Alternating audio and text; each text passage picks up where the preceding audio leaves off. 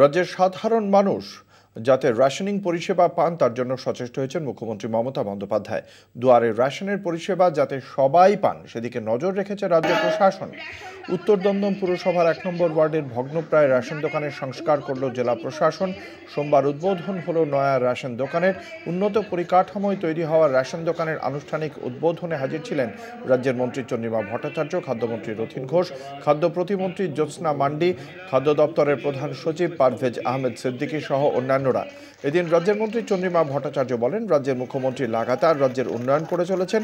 এই পরিস্থিতিতে উত্তর দমদম পুরসভার মানুষের সুবিধার্থে এই নতুন রেশন অফিস আরও অগ্রণী ভূমিকা গ্রহণ করবে। তিনি এই উদ্যোগটা নিয়েছেন, তার যে আধিকারিকরা তারা যাতে ভালো করে একটা ভালো পরিবেশের মধ্যে কাজ করতে পারেন, এটা মন্ত্রীর দেখার দায়িত্ব।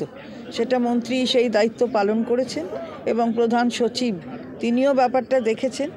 আর তার সাথে সাথে মানুষ যাতে অসুবিধার মধ্যে না পড়ে সেটাও লক্ষ্য রেখেছেন।